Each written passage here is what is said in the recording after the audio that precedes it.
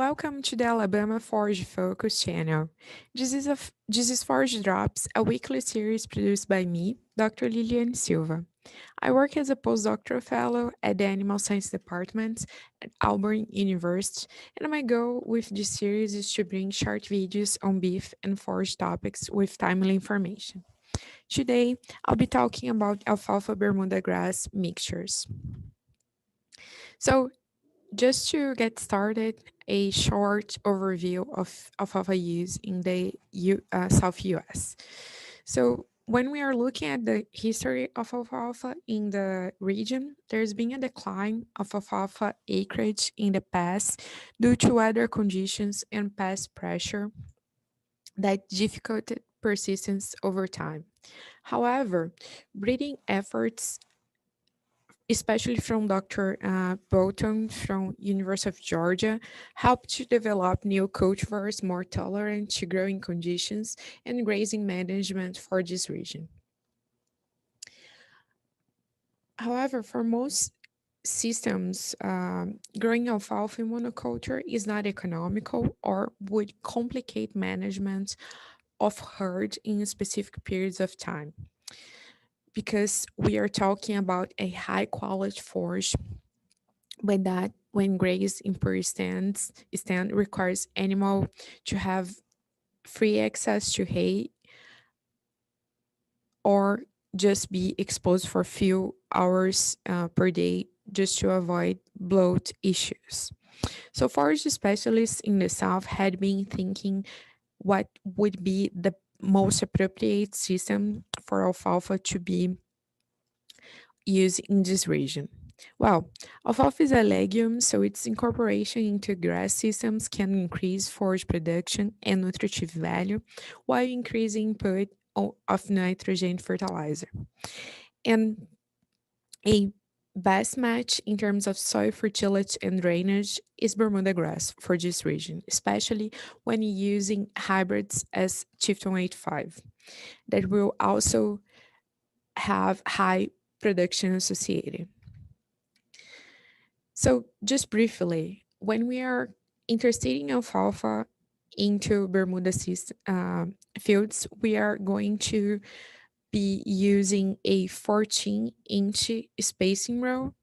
This spacing recommendation comes from previous work conducted at Georgia, where they evaluated 6, 14, and 21 spacing rows, and the most effective to both species was 14 inches that allowed for both species to be persistent and the Bermuda grass should not be overshaded.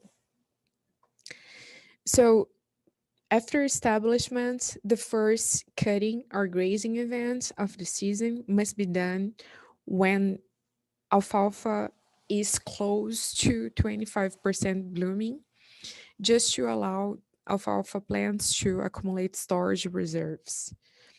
Then, after that, the next defoliation should be done when alfalfa is close or at 10% blooming, just to optimize both production and quality of forage. This is a year-round system in the southeast region because of the growth periods of both species. So as you can see here on the bottom of this slide, I have pictures from November from last year and December.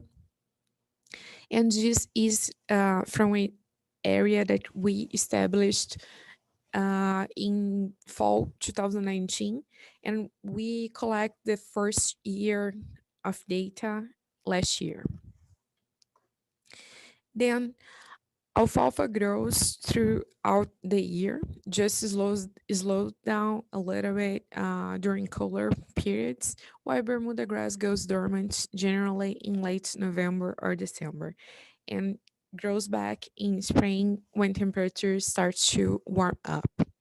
As I mentioned before, alfalfa is a legume, therefore it fixes nitrogen and there's no need to use chemical any fertilizer for the system as long as soil fertility is adequate and, and nodulation was properly achieved by alfalfa plant roots. However, there's need to be properly providing soil fertility, especially potassium, because it's crucial to both species. And also, when planting alfalfa, it requires to have proper boron and molybdenum to be able to properly establish nodules on its root system.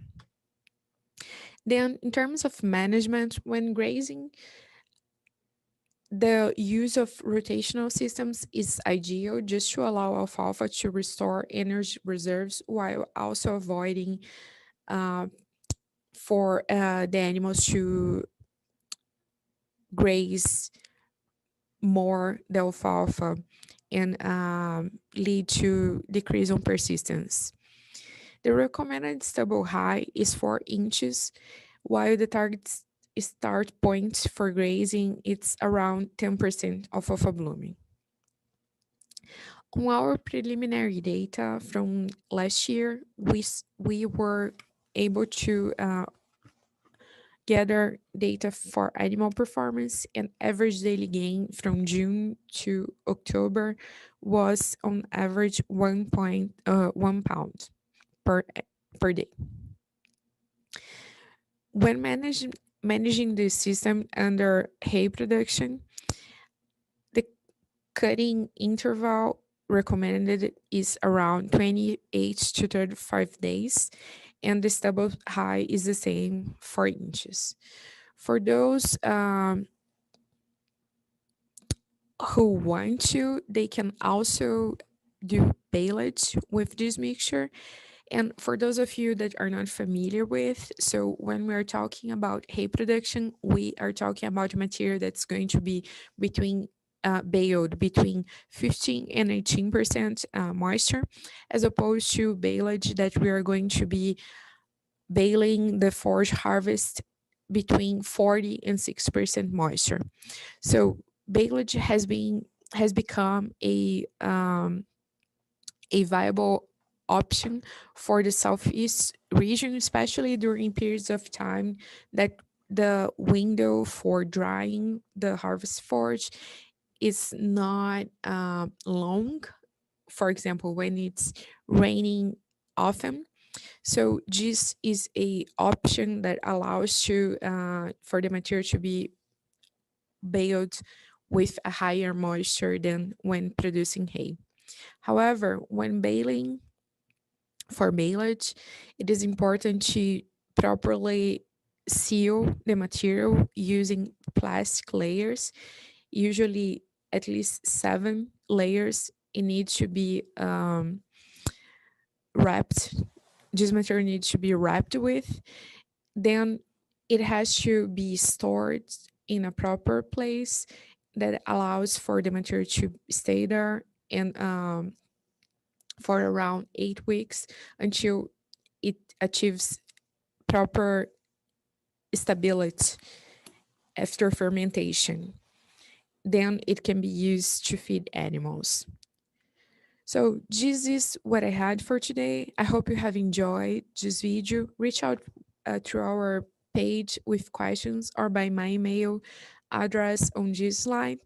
Thank you so much for watching this video, and please make sure to subscribe to our YouTube page so you can get notifications every time we upload a new video. Thank you so much.